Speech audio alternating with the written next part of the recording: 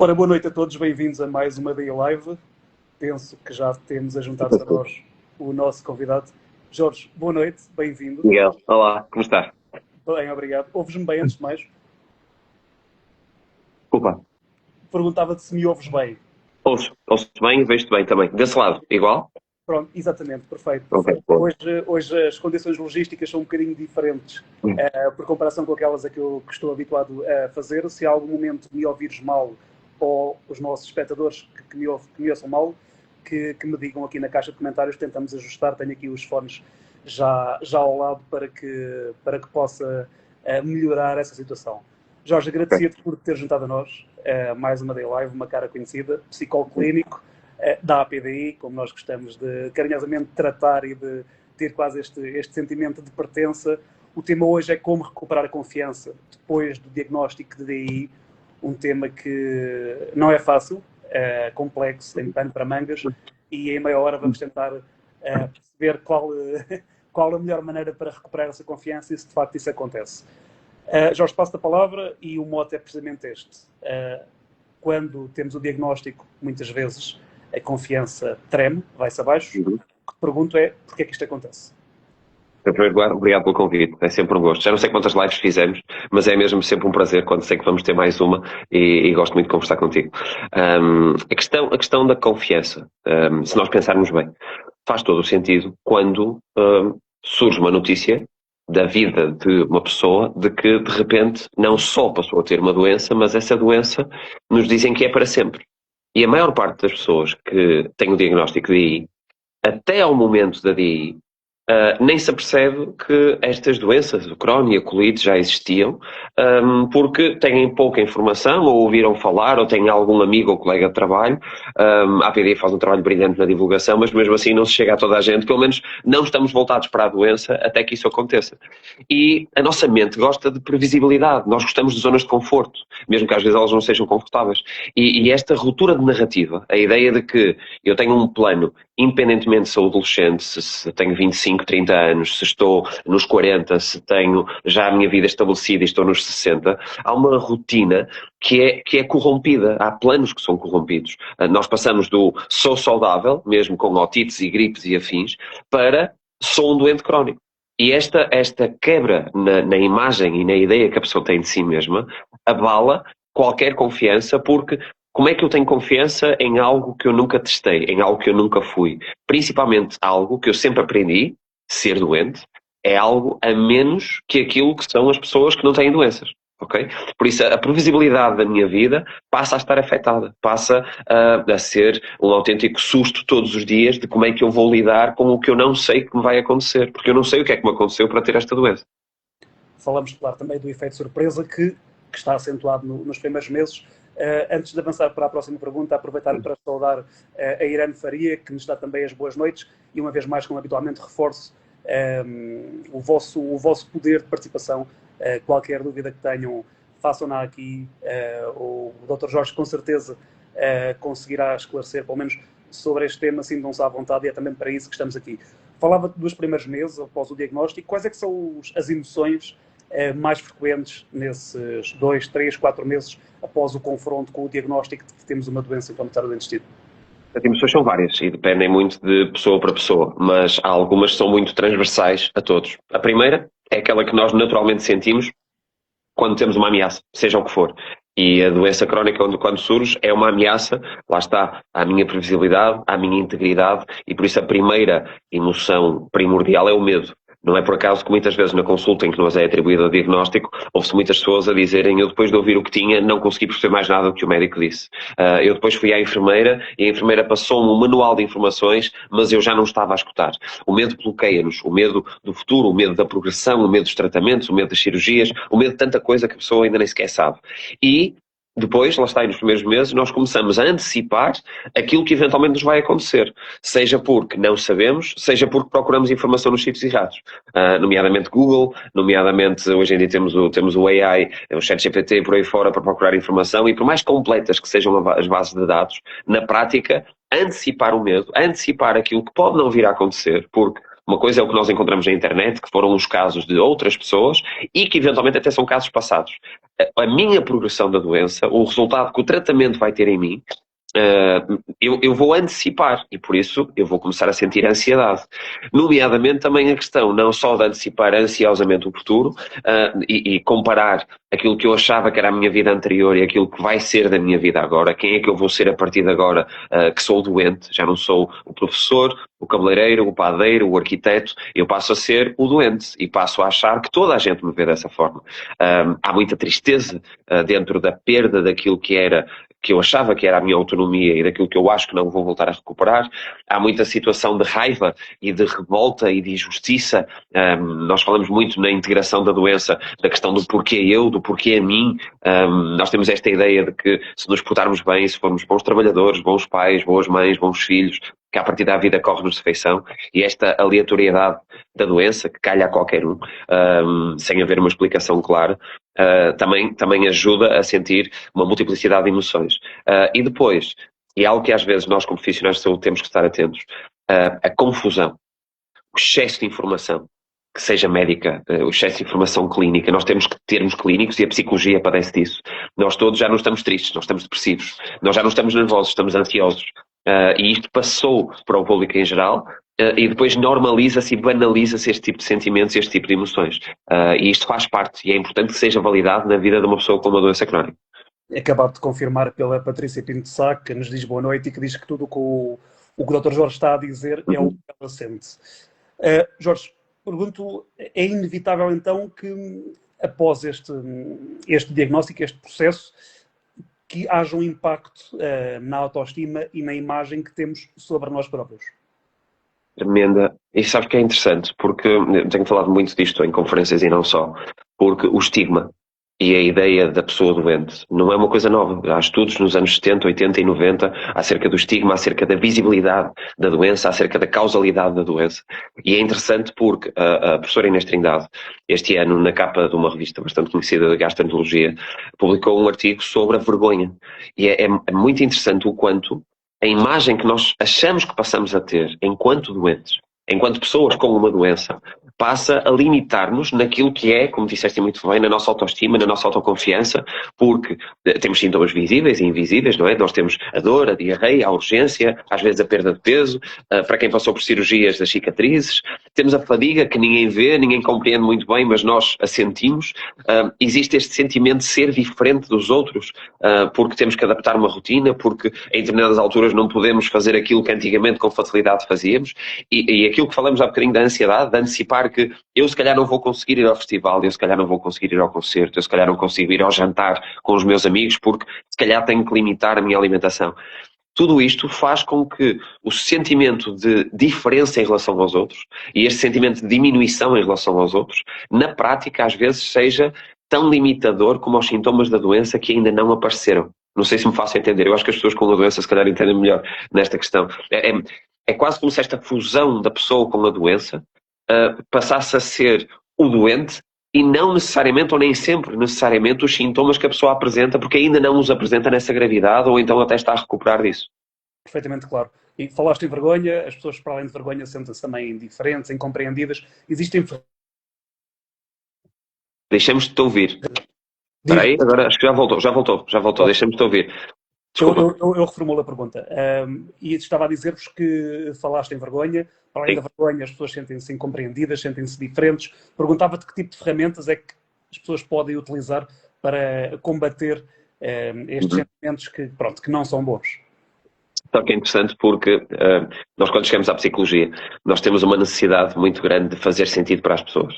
E foi muito estranho, a primeira vez que em consulta, há muitos anos atrás, me aconteceu exatamente aquilo que é a primeira dica, ou o primeiro truque, se quiserem, para uma situação destas. Validar a pessoa. É legítimo a pessoa sentir-se diferente quando vive uma coisa que os outros não conhecem por dentro. E a primeira coisa que familiares, amigos, profissionais de saúde precisam de fazer não é dizer à pessoa não chore, tens de ter força de vontade, acredita em ti. A primeira coisa que nós temos de dizer é estás com raiva, grita, apetece chorar, chora. Eu não te vou precisar dizer nada, eu vou estar aqui para ti.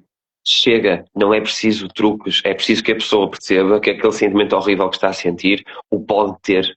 e que isso é válido. O corpo e a mente precisam disso para se aliviar daquilo que é grande demais para qualquer pessoa compreender quando tem um diagnóstico. Okay? Também é importante comunicar. E é sempre aquela pergunta: devo contar no trabalho, devo contar à namorada, devo contar ao amigo? Nós devemos comunicar seletivamente. Nós podemos perfeitamente escolher quais pessoas a quem eu devo contar com segurança e com profundidade o que eu preciso contar. Não é o que a pessoa precisa de ouvir, porque eu é que tenho a doença, ok? Por isso, se me for útil no trabalho comunicar a alguém algo, se me for útil a um conhecido comunicar algo que tem a ver com a minha doença e que me beneficia, então eu posso e devo comunicar, tendo em conta que a pessoa percebe muito menos da doença do que eu. Ok? E é interessante também a questão de, lá está, de educar o nosso contexto, de, quando possível, com paciência, porque já é difícil ter a doença, quanto mais estar a educar as pessoas, quanto, ao, por exemplo, ao que é fadiga para mim, o que é urgência para mim. Tentar, com os nossos, reduzir aquilo que são os mitos gerais acerca desta doença. E depois, algo que eu gosto muito de ver no trabalho da APD desde sempre, procurar os nossos pares. Procurar grupos de pessoas que partilham a minha doença, procurar associações, procurar comunidades, com uma questão aqui muito importante. Eu não ser o único diminui o meu isolamento, mas é muito importante nós termos noção se o grupo em que eu estou inserido me faz bem. Porque se for um grupo em que eu estou inserido que me passa falsas informações, que me passa uma noção de eu ser menos, não, é ideia, e lá está. Por isso as associações de pessoas com doença, que na prática têm o seu trabalho, tiveram o diagnóstico, enfrentam o diagnóstico ainda hoje e mesmo assim conseguiram sair do seu lado para criar uma associação, para estar com as pessoas e para lhe dizer: olha, eu consigo ser feliz e tenho a mesma doença que tu. E tu tens tempo. Para já sofre, mas vai chegar aqui. No início desta resposta super completa falaste em validação. Não vou cometer uma inconfidência se disser que na preparação desta conversa houve uma pergunta do guião que falava sobre aceitação e que precisamente reforçaste que a pergunta até podia ser feita de outra maneira, e faço precisamente esta pergunta. Tendo em conta o que falámos até agora, a palavra aceitação, ou o conceito aceitação, é o termo correto a aplicar quando falamos de lidar com o diagnóstico, ou por outro lado não é assim tão claro que aceitar a doença seja o mais correto? Acho que o interessante é que nas teorias da doutora Kubler-Ross, que é fenomenal e que nós todos a seguimos desde os anos 80, acerca do luto, da doença, das pessoas, da perda, aceitação é o termo. Okay? O problema é que nós entendemos aceitação, na sua generalidade, como um conformismo, como uma mentalização de que eu agora sou o doente. E isto, do ponto de vista de uma doença crónica, especialmente uma doença autoimune, que é imprevisível, não é interessante em termos da construção que a pessoa passa a fazer. Porque a questão numa doença crónica, numa doença autoimune em particular, é a integração desta nova realidade e deste novo capítulo no livro da minha vida, ok? Eu costumo dar muito o exemplo do edifício de 50 andares em que eu agora passei a ter um que é a doença.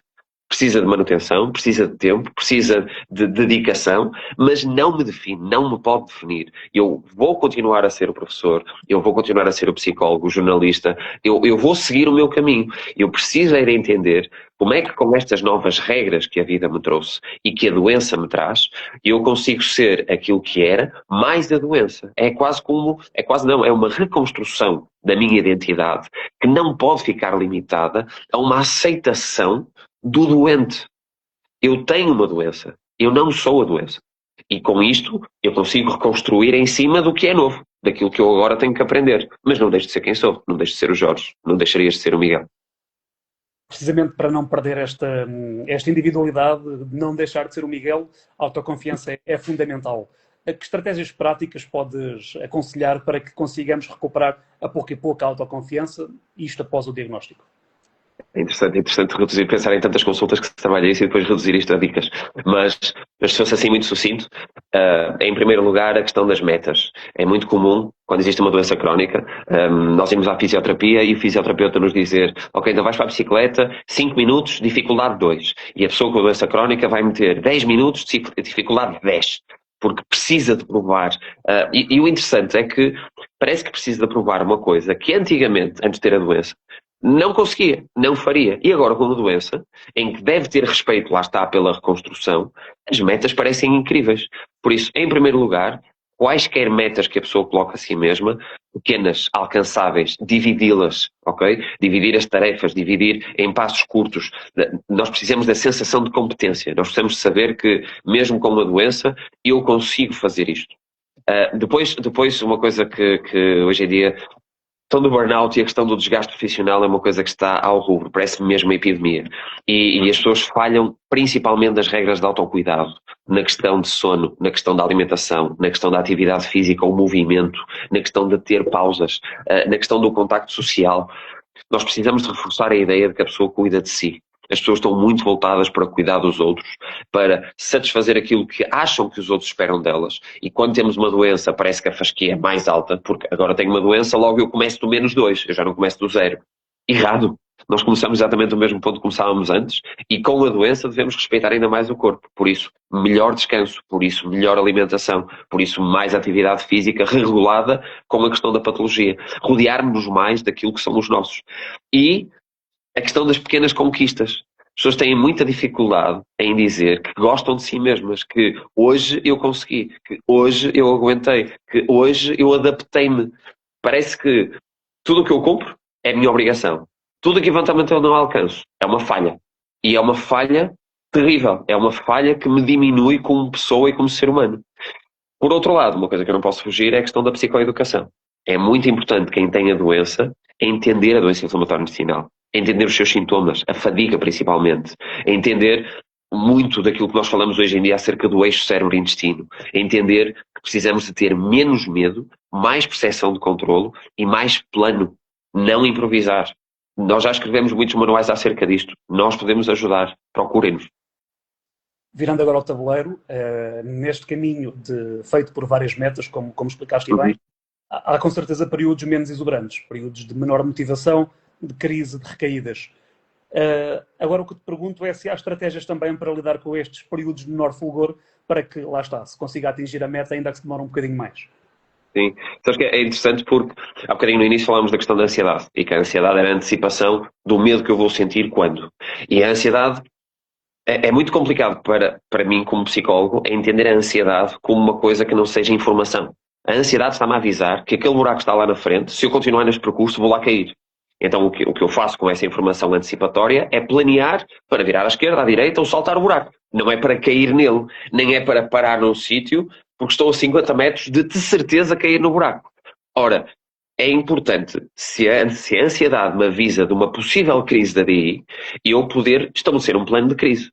Quando aquilo que eu tenho medo realmente acontecer, quem é que eu vou contactar? O que é que eu vou fazer? Que ajustes é que eu preciso? Mas não viver o momento da crise como se ela já existisse. Só porque a minha cabeça me avisa disso, ok? Se a minha cabeça me avisar que daqui a 2 km, o meu GPS me avisar que daqui a 2 km eu tenho um radar da polícia, eu, caso vá em excesso de velocidade, à partida vou abrandar. Não vou parar o carro na meio da autoestrada e sair a pé. Ok? Desculpem a parvoíce ou a metáfora, mas acho que é interessante compreendermos isto. E é importante ver a questão da crise como uma fase, não como uma falha. Os nossos gastroenterologistas, que são extremamente competentes, nós temos excelentes gastroenterologistas em Portugal, quando nós temos uma medicação que não está a cumprir com os resultados ótimos que eles procuram, ou então quando nós continuamos com sintomas, eles não desistem de nós. Eles fazem novas análises, fazem um novo plano e colocam um novo fármaco. E é muito isto, é entender qualquer crise como uma oportunidade de aprendizagem, como um novo passo a dar no sentido da remissão dos sintomas e de aprender. E lá está, e isto, já estou a terminar, e isto aumenta-nos a flexibilidade. É importante aprendermos a adaptar os objetivos temporariamente. Se eu este ano tive um ano muito mais complicado com a minha DI, que não pude fazer as férias que queria, não pude ir ao festival de verão que eu gostava, não pude estar com a família, não pude sair de casa sequer, não quer dizer que eu tenho que abandonar essa ideia a partir daqui. Se no próximo ano, ou no próximo mês, ou para a semana eu estiver melhor, eu devo voltar, mesmo que com medo, a estabelecer esses planos. Porque à partida não o estou a fazer sozinho. À partida, eu preciso ter compaixão por mim mesmo, eu preciso de falar comigo com menos crítica, com mais compreensão, que eu continuo a ser a pessoa que precisa que lhe deem uma mão. E a nossa mão, muitas vezes, é a mais importante. Neste processo, a nossa mão é muito importante, mas a mão dos outros, dos pares, é também fundamental.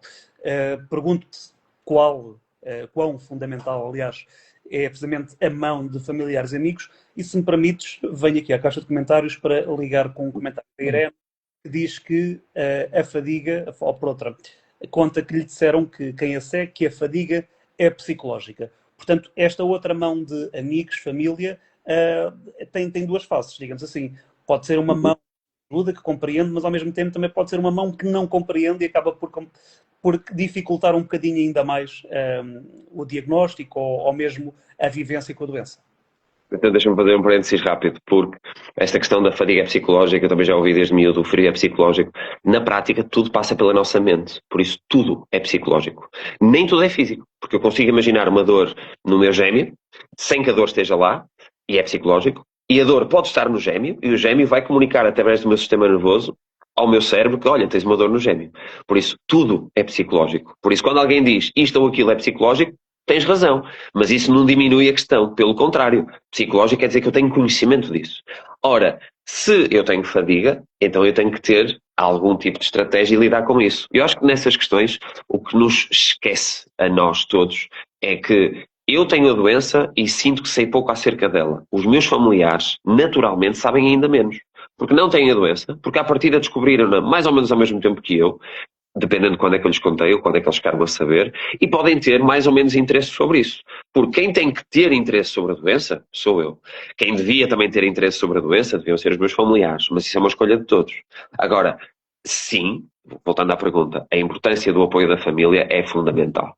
Em primeiro lugar, porque reduz logo o isolamento. A pessoa sentir-se sozinha no meio da multidão, eu acho que provavelmente é dos piores sentimentos de solidão que nós podemos ter. Porque estamos com as pessoas e sentimos-nos à parte delas. Mas quando nós temos pessoas que nos dão a mão e que mesmo sem sabendo estão lá para nós e até nos querem ouvir, nós temos literalmente redução da ansiedade e dos sintomas depressivos, ok? Além disso, temos aquela questão da partilha de carga, que não é necessariamente a questão de o familiar ter que ser psicólogo e saber a coisa certa a dizer. Às vezes a coisa certa a dizer é, fala, eu estou aqui para te ouvir, tens razão, é natural que te sintas assim. Partilhar tarefas, deslocações, organização. Partilhar responsabilidade. É muito importante o meu familiar me deixar fazer as coisas como eu gostava de continuar a fazer. Nem que seja para eu errar e reconhecer, olha, tens razão, devia ter pedido ajuda. A ajuda emocional, já que é tudo psicológico, é importantíssimo. E depois a questão que eu já falei há bocadinho da validação, do eu continuo a acreditar em ti, eu vejo o teu esforço, eu vejo a tua dor, eu gostava de te ajudar melhor que o que eu consigo, mas eu não te consigo tirar a doença. Isto reforça a nossa autoestima, reforça a nossa confiança e retira aquele sentimento horrível de vergonha por uma coisa que eu não tive culpa de ter. A importância da família está mais do que confirmado, dos amigos também. Uhum. Está comprovado que, por exemplo, falar com alguém que padece ou que está na mesma situação que é um plus, ou seja, que de facto é uma vantagem, não existe vantagem. O que é que tens a dizer sobre isto? Depende. E aqui é interessante porque eu não consigo dar percentagens, mas eu vou dizer o globo. Primeiro, estar com outras pessoas com DI normaliza a ideia que eu tenho de pessoas com uma doença. Ajuda-me a conhecer melhor a doença. Ajuda-me a perceber que outras pessoas têm desafios semelhantes e diferentes, tendo os meus sintomas ou a minha doença. Por isso aquela ideia de sou único, sou estranho, sou diferente, tem tendência a normalizar. Além disso, conseguimos, e o programa de mentoring na APD é brilhante em relação a isso, nós conseguimos ver modelos de coping, nós conseguimos ver outras pessoas que já passaram por situações semelhantes e que adaptaram ou integraram a questão do trabalho, a questão da família, os seus projetos, logo temos aumento da esperança. E o sentimento da esperança é literalmente eu não gosto do termo braço de ferro, mas é literalmente uma espécie de antídoto para a questão da vergonha, ok? E há a partilha de estratégias, truques práticos, experiências com tratamentos, mas aqui é que depois temos o busilis da questão, que é, se eu estou num grupo de naturopatias, de questões de falsa ciência, de questões que me desviam daquilo que é o tratamento mais do que demonstrado, se me tiram aquela ideia de tens que ter a força de vontade, tens que te aguentar, isto é tudo uma questão, aí já não, ok? É porque aí vamos reforçar a questão negativa, vamos reforçar a ideia de que tu és diferente, tu és menos, tu não vales. Por isso, sim, devemos procurar ajuda, devemos procurar os outros, mas devemos estar atentos a determinados sinais de alerta para que, se aquilo que eu ouço da ciência e daquilo que eu ouço das pessoas que já andam há mais tempo nisto e que percebem do assunto, de repente tenho aqui um grupo, num sítio qualquer estranho, de que é preciso ir a uma clínica não sei aonde, para uma coisa que normalmente cura tudo, e então se calhar perguntar a mais duas ou três pessoas. Ok? Acho que me fiz entender. É difícil medir isto. Reforçar esta nota que atualmente acho que é ainda mais pertinente. Jorge, estamos mesmo a chegar ao final. Acredito que o apoio psicológico seja sempre uma vantagem muito importante, mas a partir de que momento é que devemos mesmo procurar este apoio quando estamos a debater-nos com o diagnóstico e vemos pronto, que não estamos bem? Há aqui um limite que não deve ser passado. Sabes aquela questão de quando sentimos sede é sinal que já devemos ter bebido? Aplica-se aqui na MUS. A partir do momento em que temos um diagnóstico, devemos procurar apoio psicológico. Não quer dizer que as pessoas vão passar a ir ao psicólogo todas as semanas, não quer dizer que vão passar a ter que ir ao psicólogo, mas passam a saber que existe ali um especialista. Da mesma maneira que tendo uma DI, temos um gastroenterologista especialista, temos um nutricionista especialista, temos os enfermeiros especialistas, temos que ter os psicólogos especialistas. Agora, porque não gosto da ideia de limite, porque no limite temos a pessoa e tenho o colega da psiquiatria que me está a dizer, olha, já tratei as medicações todas, já fiz tudo, não consigo, agora é que vai para o psicólogo. Vamos ter que reabilitar meses, às vezes anos de muito trabalho, que era escusado a pessoa passar por esse sofrimento. Por isso, temos o diagnóstico, vão ao psicólogo, especialista na área. A APDI pode facilitar isto. E questões. Quando o sofrimento emocional interfere com o dia-a-dia, seja no trabalho, seja nas relações, seja no sono, seja na alimentação, seja na motivação, quando nós temos sinais persistentes de tristeza prolongada, de ansiedade constante, medo constante, se nos começamos a isolar, e às vezes nós estamos isolados no meio da multidão, lembrem-se dessa parte, nós sabemos, as pessoas que estão nesse tipo de isolamento sabem perfeitamente que estão a isolar-se. Quando estamos mais irritáveis, quando as pessoas dizem, nossa, tu agora irritas-te com qualquer coisa, tu implicas com tudo, não somos nós, já é os nossos limites. Quando a pessoa simplesmente sente que já não dá conta sozinha, e hoje em dia nem é questão da doença, a doença quando surge, a pessoa já está em burnout, já está em discussão, já está com problemas na família. Idealmente a ideia não é ir em crise, é irmos logo no momento de diagnóstico para se começar a escrever e a saber os planos que falamos há bocadinho, logo desde o início. Ok? Esse devia ser o objetivo. Jorge, para terminar, fui diagnosticado muito recentemente, perdi a confiança em mim próprio e só podes dar-me um conselho. O que é que me dirias? São quatro coisas muito rápidas. Primeiro, o que a pessoa está a sentir é perfeitamente normal. Não é uma fraqueza, é uma reação humana a toda uma realidade que é grande demais a qualquer ser humano e a pessoa não precisa de reconstruir isso tudo sozinho. Há equipas, há associações, há psicólogos. Os profissionais de saúde hoje em dia são ótimos a acompanhar isto. Todos. Temos que procurar ajuda, temos que falar. Um passo, uma rotina de cada vez, uma conversa de cada vez, uma pergunta numa consulta de cada vez. É importante que a pessoa se lembre que é sempre maior do que a doença. A doença apareceu na pessoa. A doença não é a pessoa. Isto é como eu disse há bocadinho, é um capítulo, não é um livro. E da mesma maneira que a pessoa sempre teve desafios ao longo da vida, este é mais um. Não é, ou talvez seja o desafio, mas não é a pessoa. A pessoa vai se conseguir reconstruir passo a passo, meta a meta, nós chegamos lá. Temos milhares de pessoas que já passaram por isto e que podem ajudar. Uma vez mais, obrigado, Jorge, foi brilhante, como sempre. Obrigado também a quem esteve desse lado, a quem fez perguntas, a quem acompanhou. Este foi possivelmente o último Day Live desta época, digamos assim, desta estação. Voltamos à partida, e se correr bem, em setembro. Ficamos também à disposição para qualquer questão que tenham. Os nossos canais digitais, sintam-se à vontade. Jorge, obrigado uma vez mais. Miguel, muito obrigado. É sempre um gosto. Disponha.